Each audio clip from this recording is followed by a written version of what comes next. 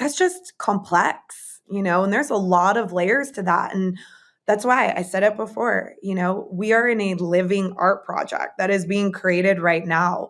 And I think that's also why I think it's so important for CryptoPunks, not only CryptoPunks at Yuga, maybe more outward facing, but also every single individual CryptoPunk to really think about how we behave, what we represent, how we act, how we treat each other, because we really are the parents of this space. Whether you're new or old to the space, I really do think we're the models and what a lot of other collectors, holders, artists look up to.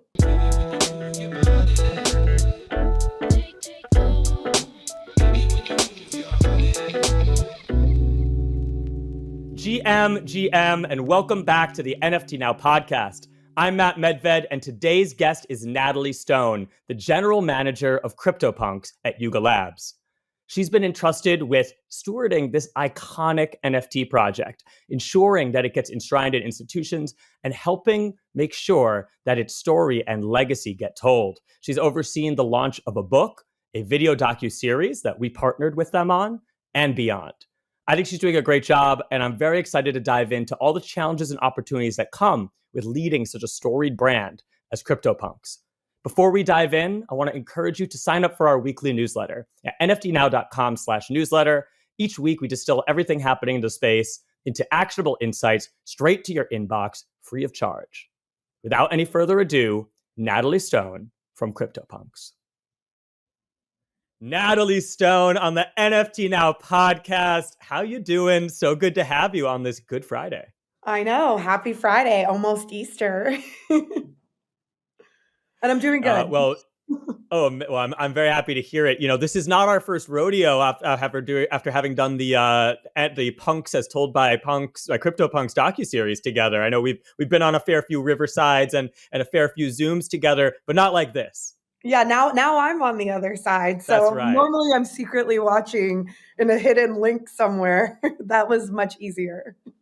I love it. But this is much more exciting. So let's jump into it. Why don't we start with your journey to Web3, your journey to the CryptoPunks project, because obviously the community knows you for the work you've been doing for Punks, but there's a whole chapter to Natalie Stone, probably multiple chapters prior to that. So would love to hear what brought you here. Yeah. Yeah. I mean, it feels really right now with this position and being, the GM of CryptoPunks, I feel like it's one of those jobs that's the perfect coalescence of every single decision.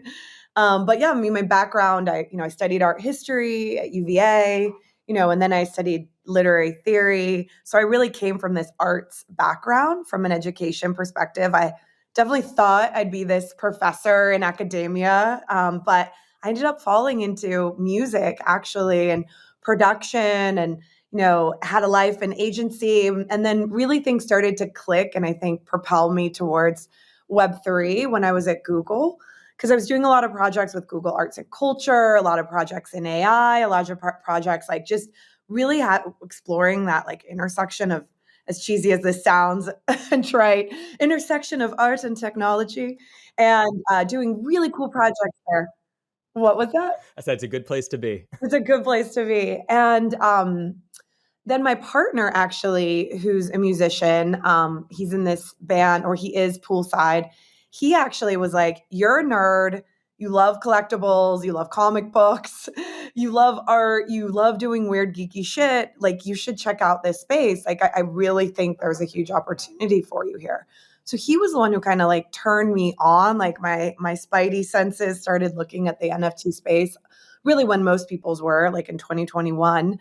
And I started, and I knew that I wanted to leave Google at that point. I peaked, I felt and so I went to NFT NYC, actually. Ironically, since we're on the eve of it, I went to NFT NYC and I just knew no one, just went to events. My partner DJ'd a couple parties, that were more Sound XYZ, Warped at the time.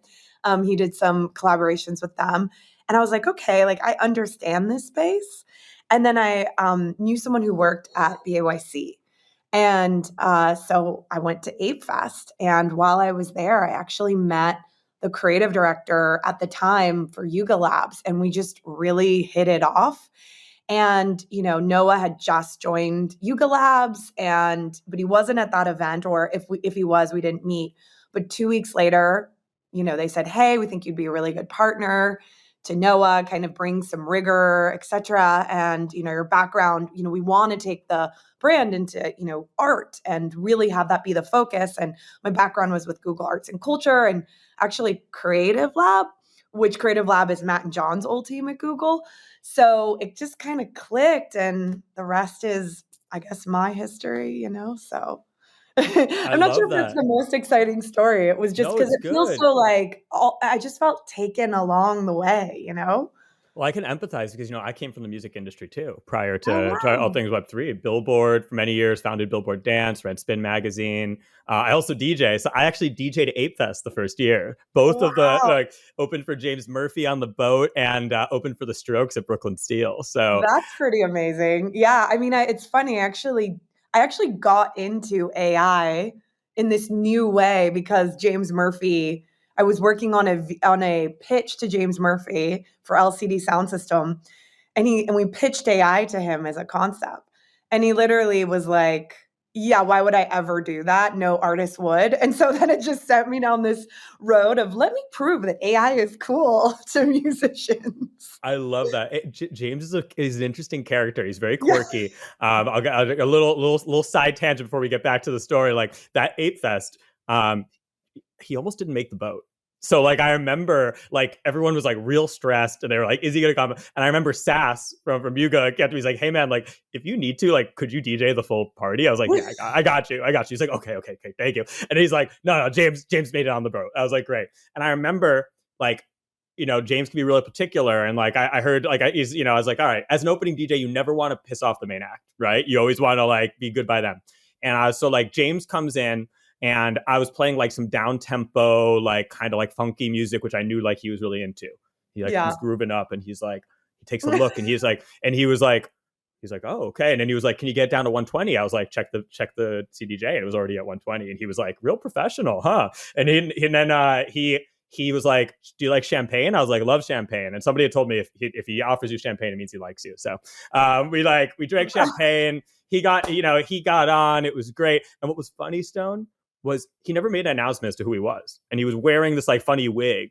And like, so everyone at Ape Fest was like, who's this guy? And he kind of like took the vibe, like down a little bit to start it up again. And some people were like, put Matt back on. And I was like, no, like this guy's a legend. Like this is a legend. Like show respect. Like do not like, you know what I mean? Because like a lot of people didn't know it was James Murphy. Right. Because it was like Halloween time. So he was like in costume. It was just hilarious. So funny, he's a character. Great memories of Ape Fest. Great taste in champagne and wine. I can also verify. That's right. He's weirdly, I feel like James Murphy is also a big part of me and my partner's history because he blew up my partner's my partner's famous for a remix of Harvest Moon, and James Murphy loved it so much, and he asked for it on vinyl, and then he like spun it for a whole summer, and he like blew up, and now my partner has a 10-year career. So it's like James Murphy is the missing link of He's the missing link. He's the missing link, and I'll never forget. Like he played a great set, and then afterwards when he was like, I'm ready to end, I was like, I closed it out, and then I turned it up for all the apes in attendance. Yeah, like the Vici, Swedish House Mafia, like all that stuff. But it was great. It was great, and just a lot of good memories of that. And it's interesting as we think about like we're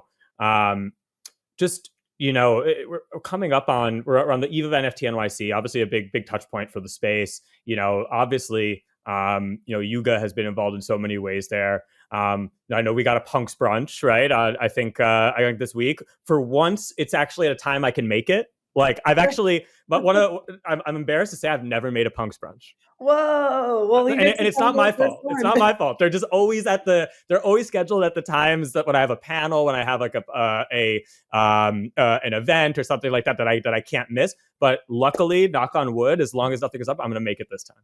Yeah, I mean, and also like, who knew punks love to brunch so much? But it's always had good taste. It's like some of the IRL of like, obviously Isaac started Punk's Brunch and was really holding down, the charge there for these IRL experiences. And we've been trying to activate the different punks in these local cities more. I love events. It's my background. I know how important and impactful experiences can be and that IRL touch point can be. So we've started to kind of have these curatorial weeks around these temple moments planned. In Paris, it was Dior and the Musée d'Orsay, and then obviously Punk's Brunch. And then in New York this upcoming week, we're doing, I just really have always wanted to throw a party that had pizza and caviar. Great combo. Great combo. Just because it's like, because it's just so reflective of, I think, this bipolar identity that we have in this space. Like, we're high art, we're low res, we're high brow, we're wearing our hoodies, we're low culture, in this way. So I wanted to kind of play with that, working with Monarch on that. So it'll be fun. That's going to be super fun. Super fun. So let's talk a little bit about there's a big release on the horizon, the book, the long awaited book. Long awaited. Obviously, we worked together on the Punks docuseries around that as well. So for those who maybe are tuning in and don't know all the details, like what's good with the book?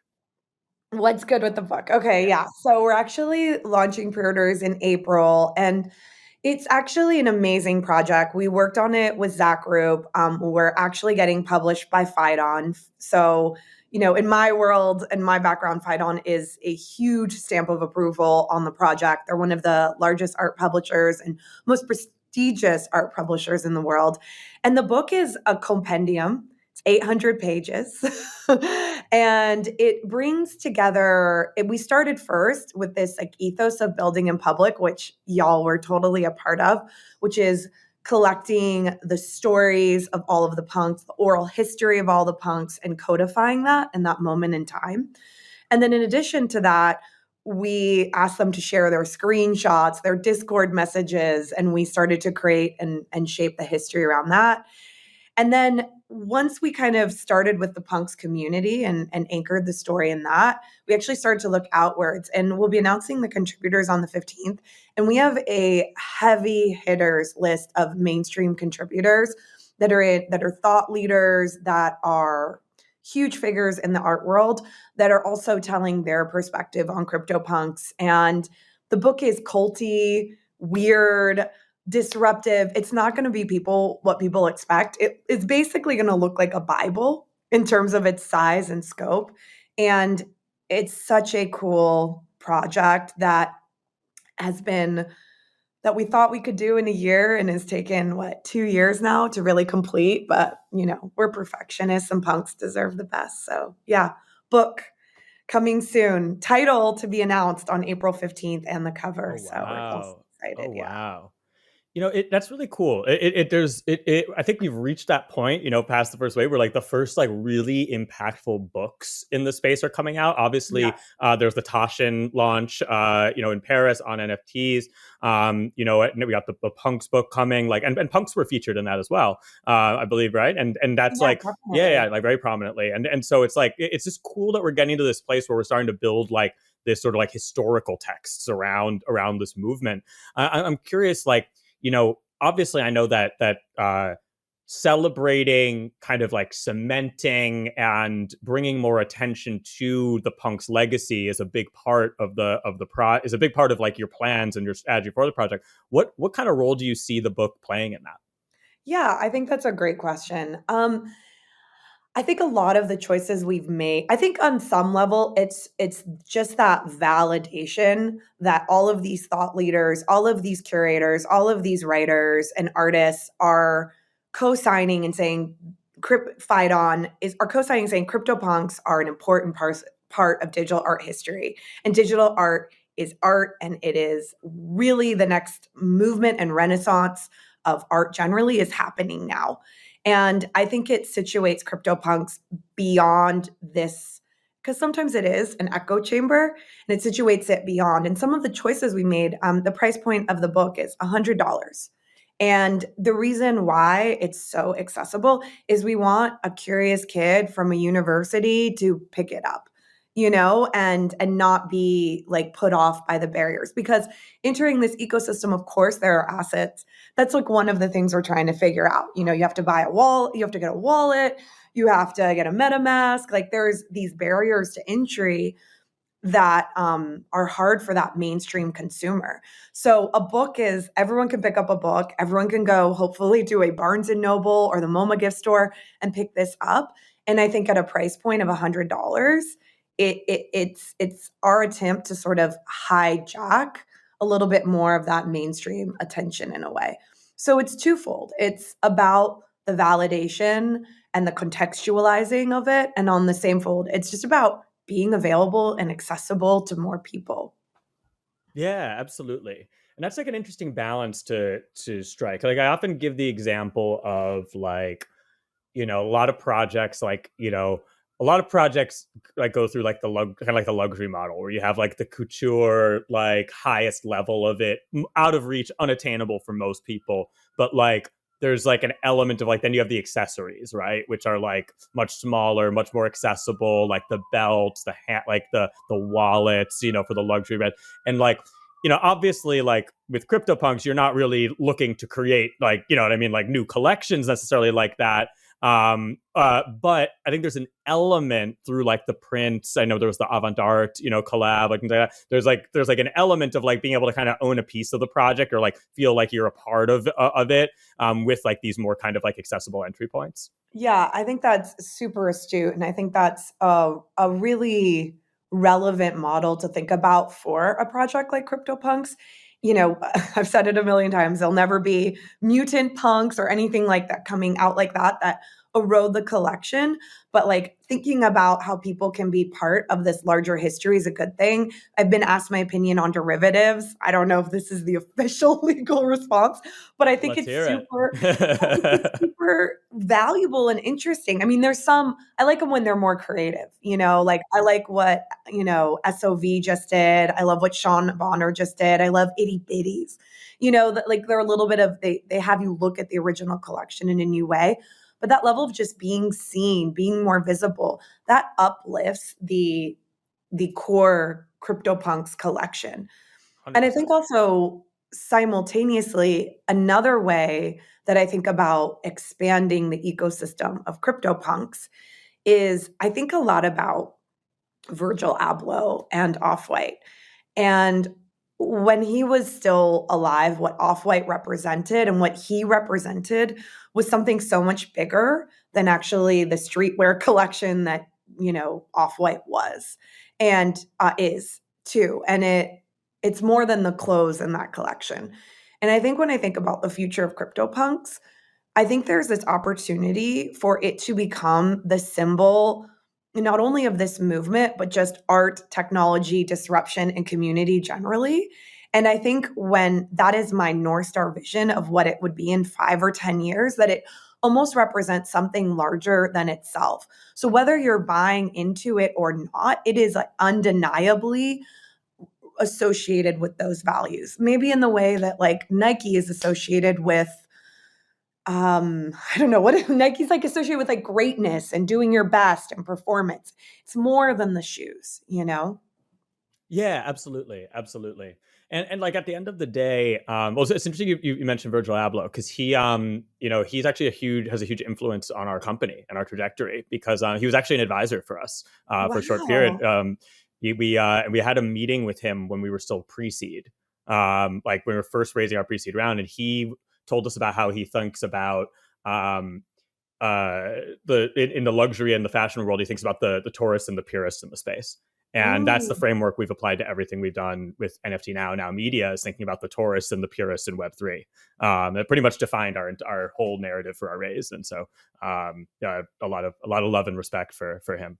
Well, I mean, speaking of tourist and purist, Yeah. when you said randomly, you happened to say it earlier before we started recording, and the word clicked in my head. But I was a tourist, and I Mm. think I told this to Ale at one point, which was when I started to try to educate myself on NFTs, I listened to the podcast, and I listened to it actually almost every night for 30 days or something like that. Like, I don't even know if I love I don't even that. know if you had enough episodes at that point, but maybe you had 1 or 2 seasons. I'm not sure, but I listened Yeah. to every episode, and I did it as like a way to educate myself because there were there were no books.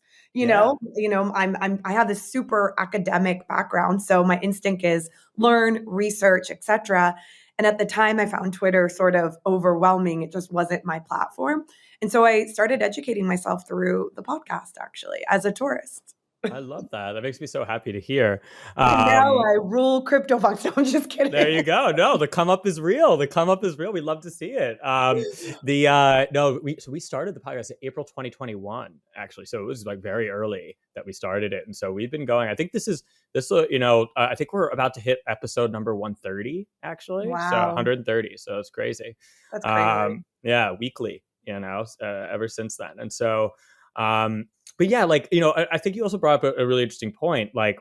The derivatives are really interesting because like the memetics of it, like memetics are driving the space right now, like meme coins, like memes in general, just like all this.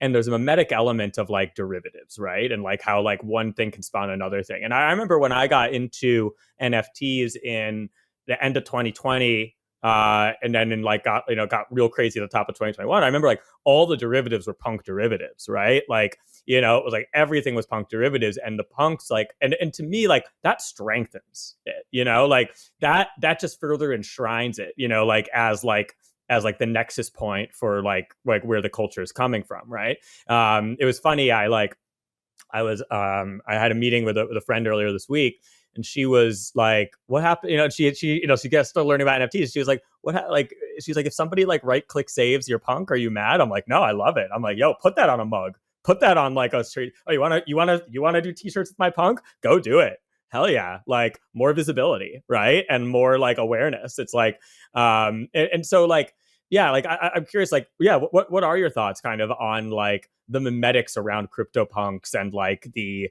it's like imitation being the finest form of flattery, and like how that kind of like ties into the greater community.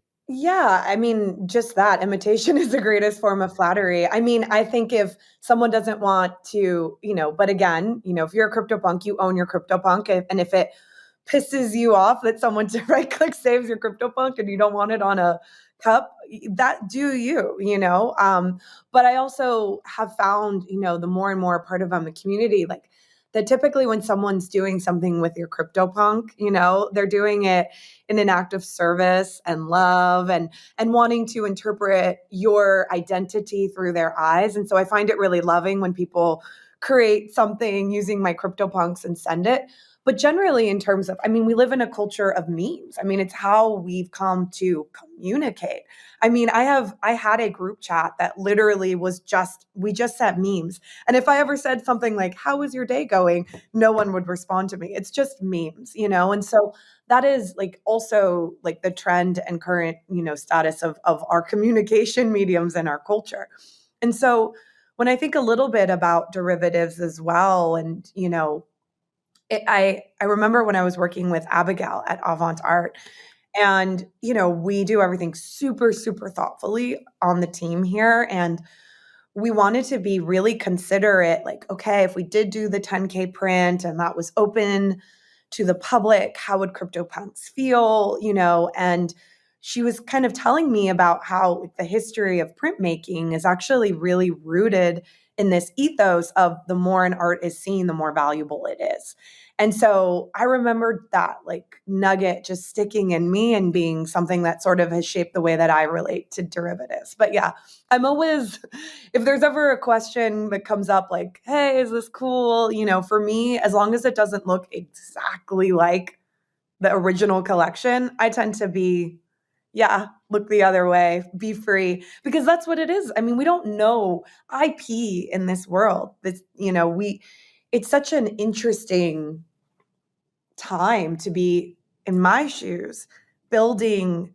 And I don't consider CryptoPunks a brand. I really consider them a living art project, but for lack of a better word, Sure. building a brand in tandem with building with the community. And what I've tried to do, and at least in my time, is to say, hey, we're co-builders. We're building stuff, you're building stuff. Let's support one another. And I'm always trying to orient that way. So when we just launched the brand hub, I've decided like as soon as possible, I've been working with a couple key punks to support their initiatives. And I want to start featuring those projects as part of our CryptoPunks projects, like narrative that we're telling and building and figuring out. Speaking of CryptoPunks projects, narratives, and building out, there was a big announcement recently, the Punks in Residence with Nina Chanel Abney. Why don't you tell us a little bit about that and what your vision is for that new like residency program? Yeah. So, you know, we feel that CryptoPunks are in this unique position to be in dialogue with the more traditional art world generally, and also have this responsibility to cement the place of this entire space in art history, period, full stop. Some of that looks like initiatives like getting punks into museums and the Punks Legacy Project. And I think some of it is what we're doing here with the Punk in Residence Project. And so I think this looks like on one level, what new voices looking at this collection, and similar to derivatives, though this is not a derivative collection, how would an artist reinterpret this, And with Nina Chanel Abney, she's really known for kind of bringing forth the Black urban queer experience. And that's a really unique lens to look at CryptoPunks through. And so she was really exciting to us because she's a disruptor generally. And so I don't think that Web3 and NFTs have it all right in terms of what art is supposed to look like. And so this idea of like, let's throw away what all of these institutions have done in the past, I'm not totally there yet. I actually think it's about taking the best from both and creating something new. So that's kind of where we're at with Punk in Residence. I think it'll happen 2 times a year. And what we really want to get are these top tier artists, and some might be punks and native to the Web3 space. But if we're doing it right, hopefully, which we will, we'll start to see artists that would never do an NFT or never do a collection or never do an experiment on the blockchain come over and do something with us that pushes the space forward and pushes our positioning in the traditional art space forward. Nina Chanel Abney co-signing and presenting us in her next exhibition of new works is a big deal. And I'm just really excited about it. Long answer. Yeah, no, but it's exciting, and there will be like a collaborative project, right? That comes from it that will live on the blockchain as well. Yes, exactly. So May 18th, our plan. She has a exhibition at Jack Shaman's gallery in Penderhook. She's taking over this entire space, and the project, the collection that we've been working on with her on, will be presented in that context. And then it will be available for purchase, essentially. And that will be the result of the collaboration in one form and fashion. I think the larger goal of the collaboration is to basically reach Nina Chanel Abney's pool of collectors. I mean, she's here, just did a part of an exhibition, Alicia Keys' Giants, that's at the Brooklyn Museum.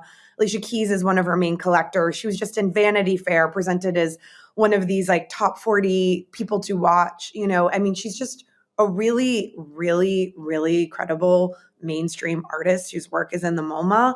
And I just think that dialogue and her being a punk now and a representative of our community is just invaluable. So yeah. That's amazing. I don't know if you saw, she's changed all of her avatars to I love it's her that. punk now. I love that. We love to see it. We love to see. She has a good one too. She has a good one. Yeah. It's always interesting to see like, that process of like selecting a punk. I know you had that too when you joined Yuga, right?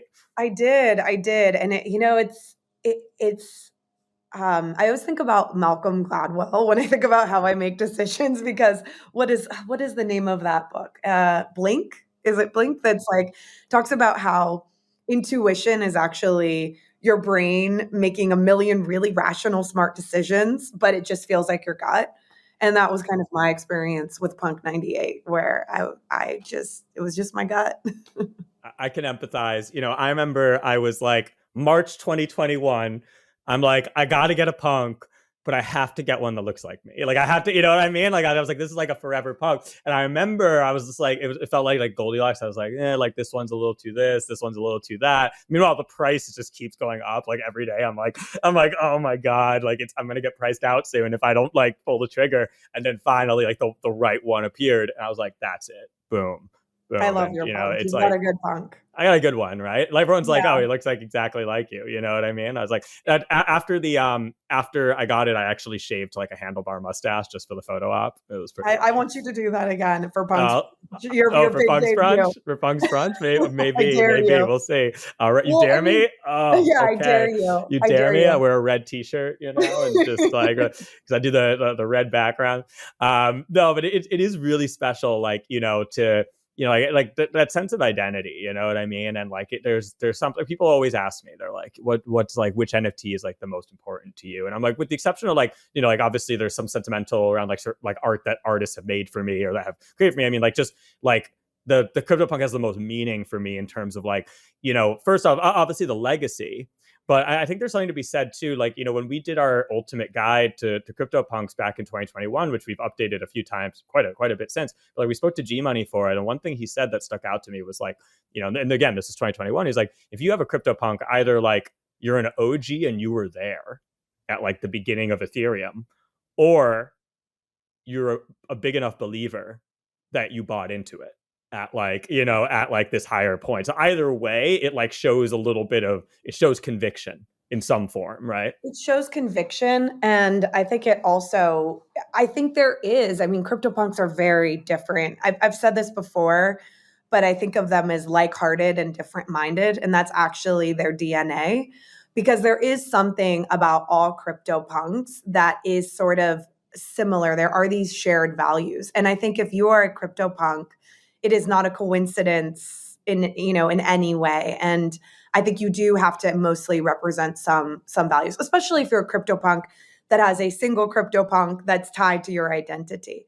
And I think that's what's a little interesting about this space and so unique about this space is, and also maybe what can get so dark about this space is how much culture, art, livelihoods, identity, self-fashioning, it's all happening with a collection like CryptoPunks, and perhaps other PFP collections as well, maybe, the most with CryptoPunks in my opinion.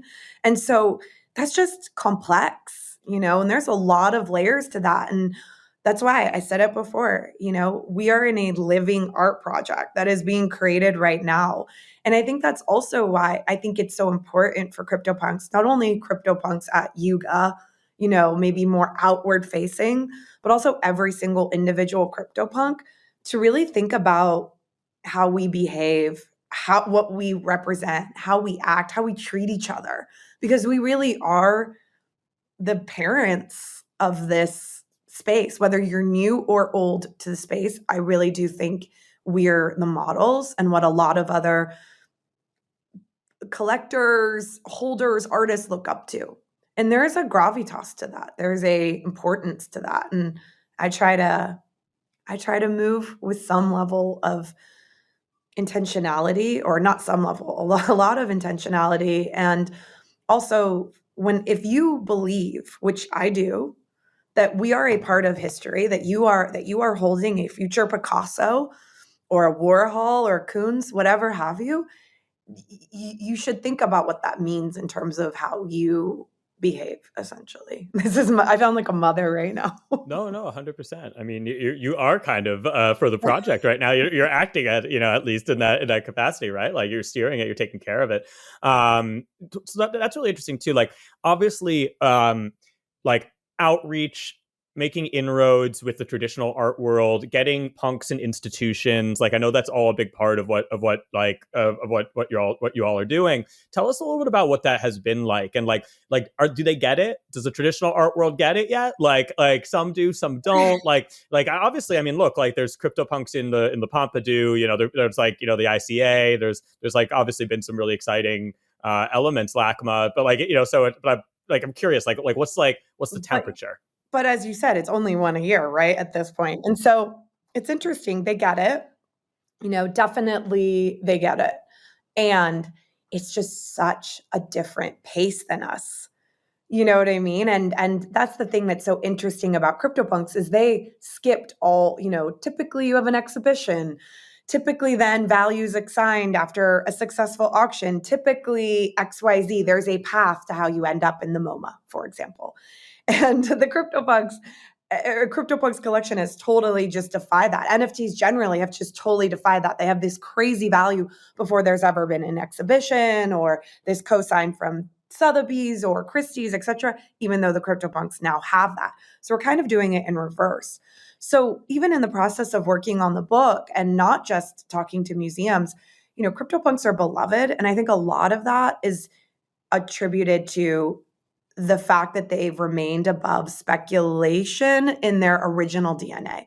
They were, even though the marketplace is a part of their DNA, the fact that they were free to claim and that they are this really interesting, ultimately, experiment in identity, community, culture, art, money as medium makes them really interesting and ripe to a lot of curators. They just take longer. So I'm actively in communication with so many museums and they're all like, yes, yes, yes, yes, amazing.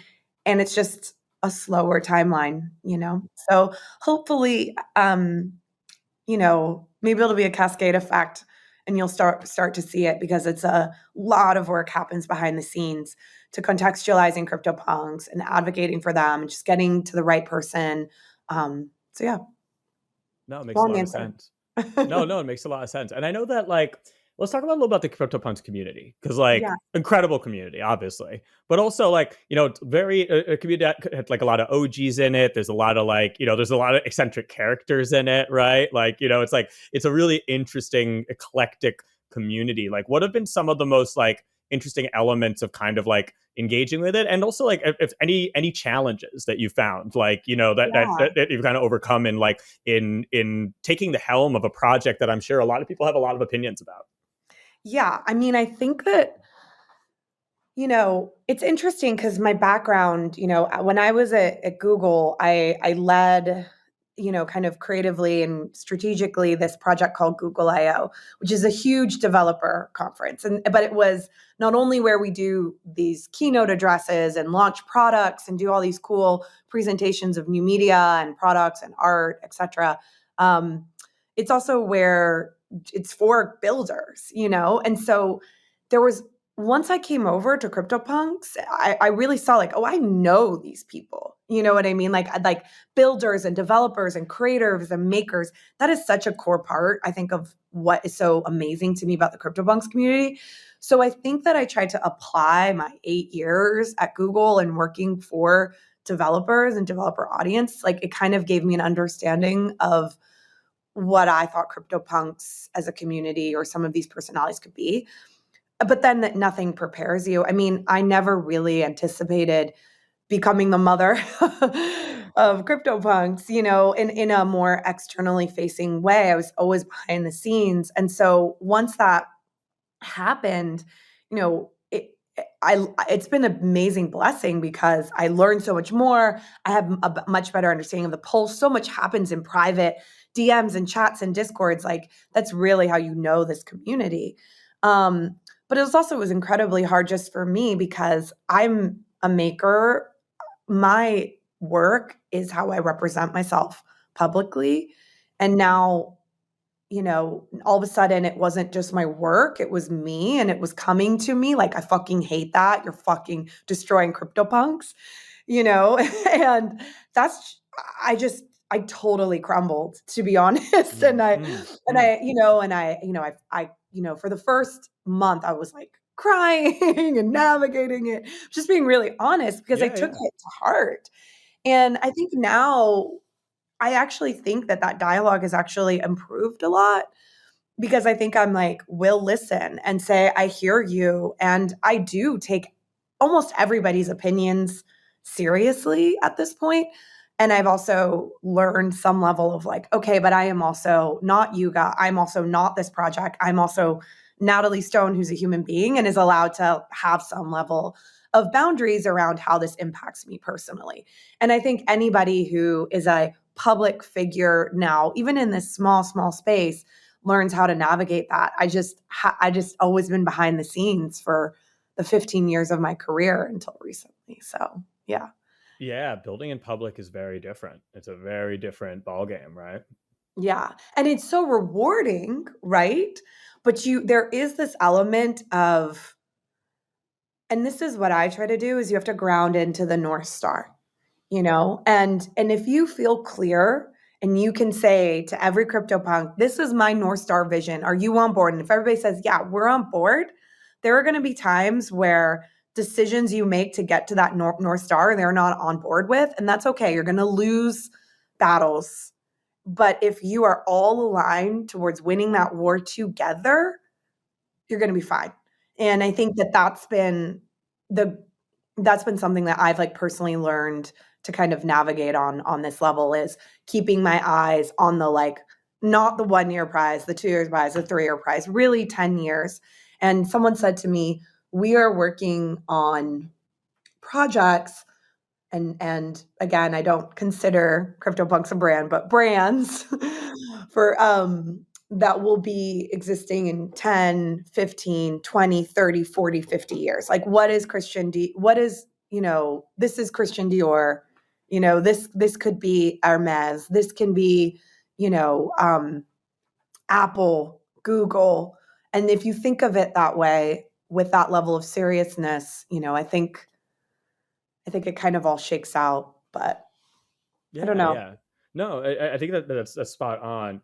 And I think also like an element that it's really interesting too is like, when you have a community like this, like engage and like you said, you're not trying to launch like mutant punks. You're not trying to mess with the original core collection, and nor do I think most people would want you to, right?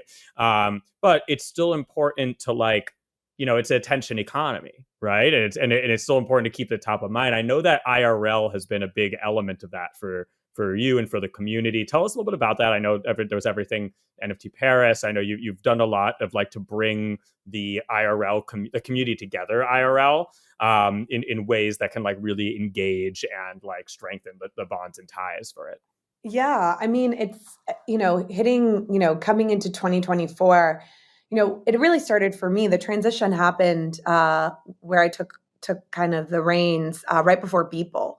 And being at Beeple and just like meeting all of these anonymous faces, or pseudo-anonymous in real life, I mean, it was super transformative for me, understanding the community and building relationships and earning trust, right, on a personal level. And, it really made me more committed in 2024. So I actually kicked off 2024 by having a huge party at my house, organizing a weekend where we got a private tour of the LACMA and we did a punks brunch, and I hosted a party here at my house that they call the disco cabin. And it was really intimate. And so it really brought, what that weekend really clicked into my brain is, one, decentralized community gatherings, activate local punks that have amazing relationships that want to share them with their fellow community members. I'd say second, it was, okay, I needed this. I needed to feel vulnerable and share a bit more of myself. And I think that creating safe spaces in a digital environment is much more difficult. But I think that if you can create a safe space in an IRL environment, that those rules start to translate into the digital space. And I think that vulnerability, that intimacy, that authenticity, I think bringing that, starting in IRL and having that percolate out is super important. And then I think the third thing that really clicked into place for me is like, okay, this idea of curation. And it's funny because I actually think about that a lot, just generally how CryptoPunks position themselves. We partner with artists, we partner with collaborators, we partner with CryptoPunks, and we're the curatorial arm, not the ones who are stepping forward and like taking the limelight. And so when you think about IRL events, here we are curating experiences in a way, but really stepping back and letting the punks shine or these different opportunities shine and keeping the focus on art, culture, and making sure we're not losing that into like degen, shitcoin, meme coin vibes. Like keep that level of culture up because I think it's really important. Yeah, absolutely. Absolutely. And obviously, like, even in the midst of all this degen, shitcoin mayhem, which has not always been, it has not been the kindest to Ethereum NFTs, at least, in terms of attention and floor price.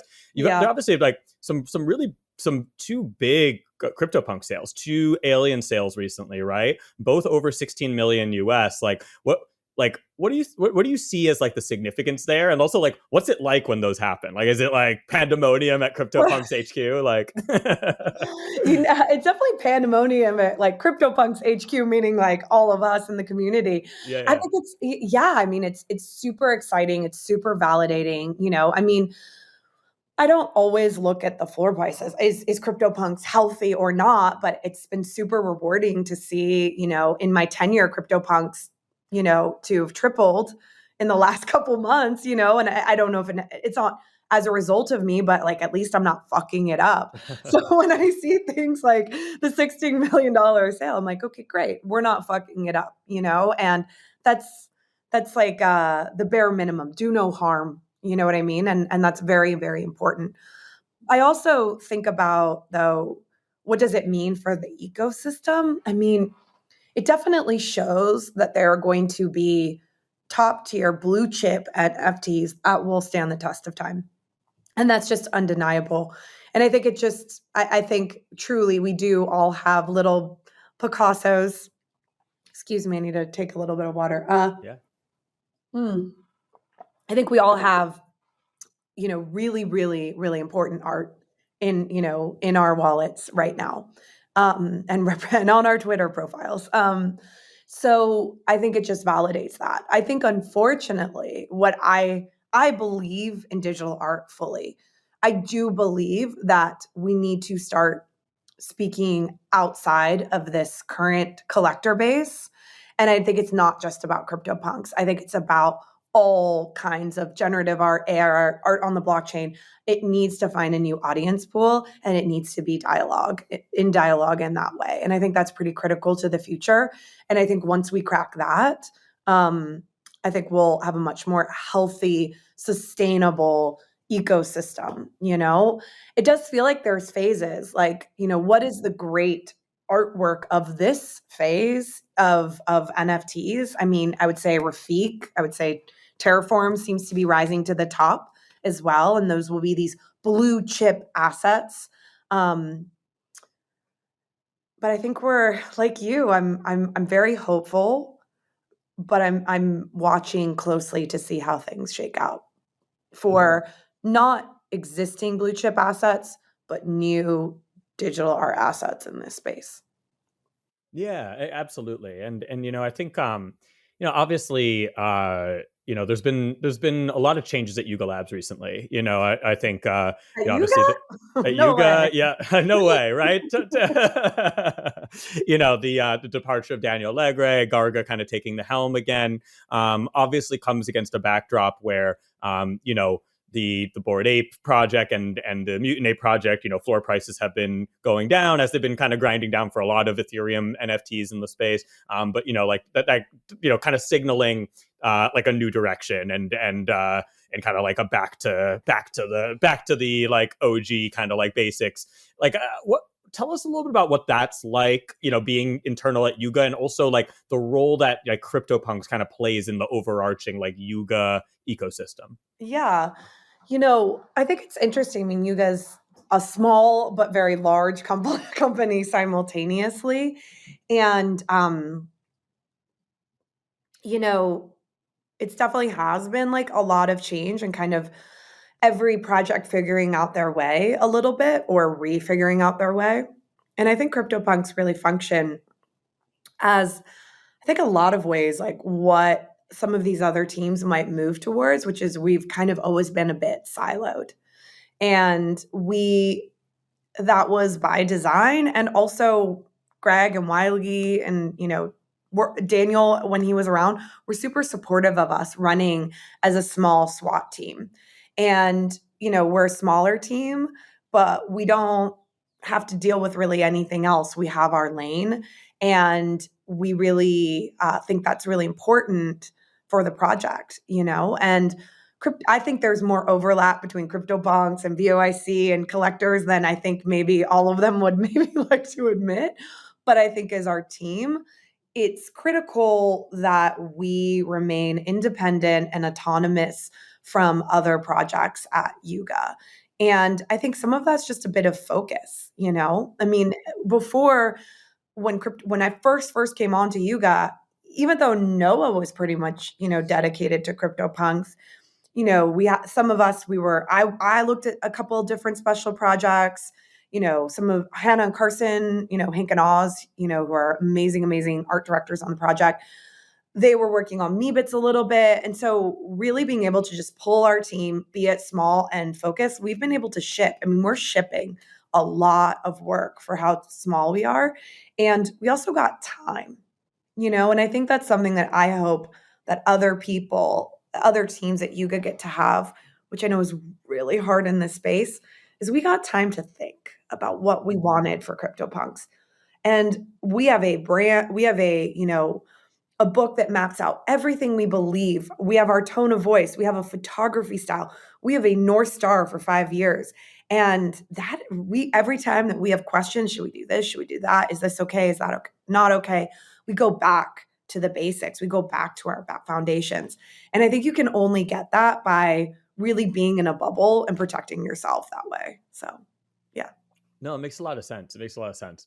And yeah, like, obviously, the CryptoPunks IP was a significant investment for Yuga, when that was acquired and all that. But it also feels like, there's, maybe I'm wrong, but it feels like there's perhaps less of a like pressure on the CryptoPunks project to like drive revenue and the like than some of the other areas of the business, just because of the nature of it being kind of this historical legacy project.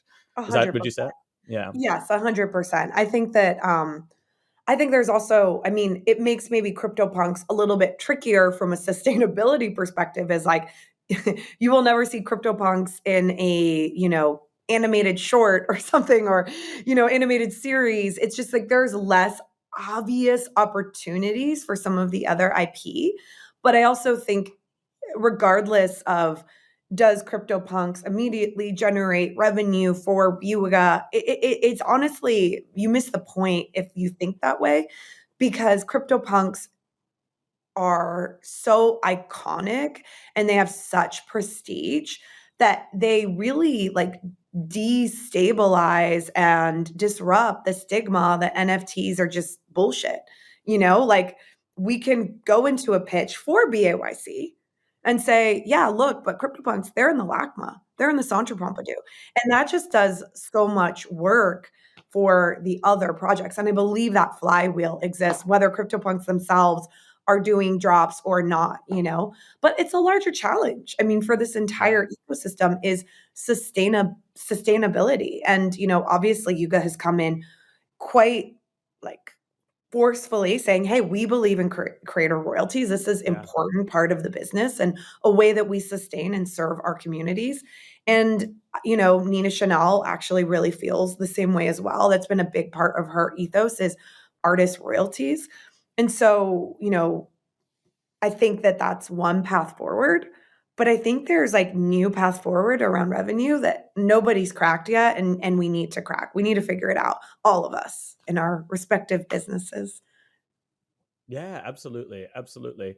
And, I think also it's like, it's been really interesting kind of watching, the narratives of this cycle. Like we talked about there, meme coins are going crazy, ordinals are going crazy, right? Like L2s are popping.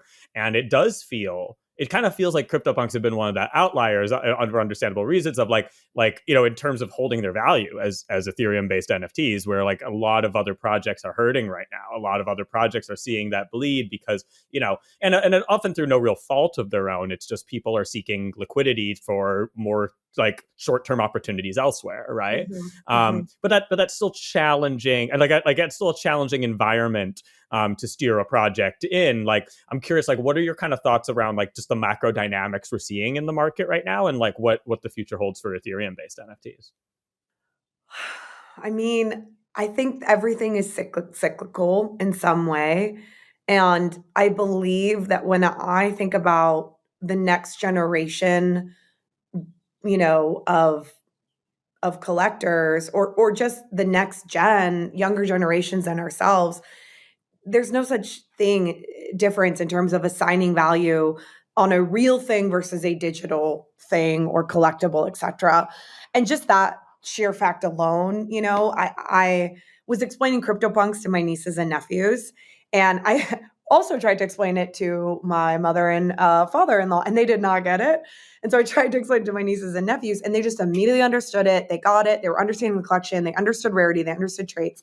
And to me, that's been like the most promising signal that ETH NFTs will stand the test of times. I think the challenge that I find myself in is I think that when you try to time the market, you're just inherently going to fail.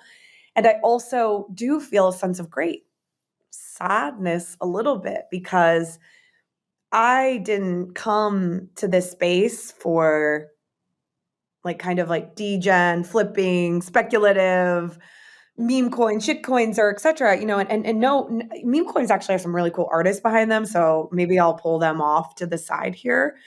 But I didn't come to the space for that, and I really hope that whether it's a return of artist royalties or whether it's just a shift in appetite, that we don't lose sight of the fact that culture is our North Star. And culture will be the way that all of the assets that we hold in our wallets right now will actually be valuable if people think, wow, this is something special and there's culture here. So I don't know. I guess my long answer again. No, it was great. It was great.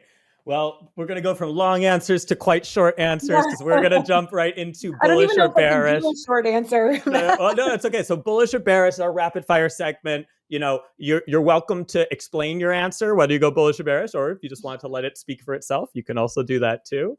Okay. Let's kick off with an easy one. Bullish or bearish on the return of creator royalties? Bullish. There we go. Bullish or bearish on AI art? AI art? Oh, extra bullish to the max. Very bullish. Bullish to the max. Bullish or bearish, Bored Ape Yacht Club returning to all-time highs? Bullish. I believe in that team. You believe in the team. There it is. Bullish or bearish, CryptoPunks in the MoMA in the next 5 years? The next bullish. 2 years? Medium. Medium. Okay. So we got 2 to 5. I love it. Speaking on that, actually, before we move to a close, what are some of those like North Stars? What are some of those like those obvious, obviously CryptoPunk in the MoMA, that's an obvious one, right? Obvious one, like doesn't take much to think about. But what are some other like big goals that you have, like big dreams you'd love to see like for CryptoPunks? Definitely like a serious exhibition in a major traditional museum and institution where they've like curated it and they want to host it. It's not like us curating it and doing a pop-up exhibit, like an exhibition in a major museum.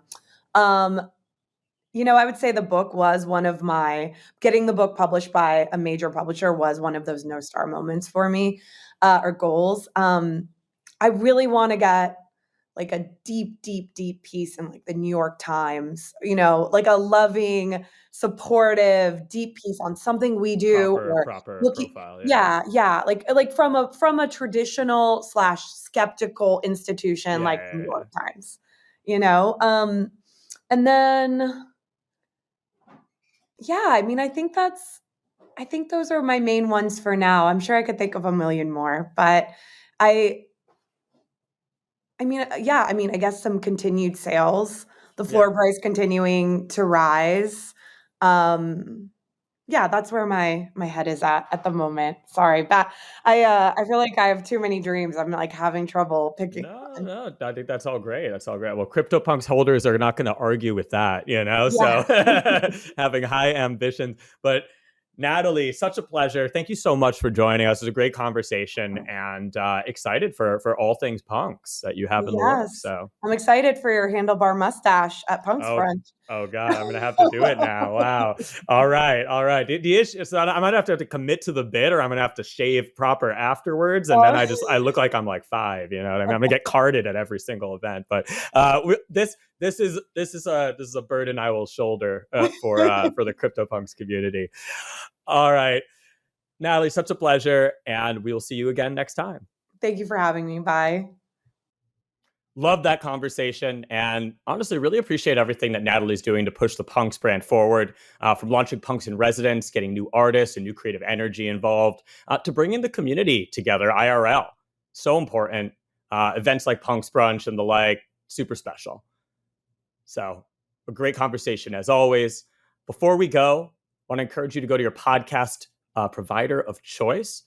Give us 5 stars, give us some reviews. We'd love to get your feedback, and it helps more people find this podcast, which in turn helps us do what we do. So without any further ado, I will see you next week on the NFT Now podcast.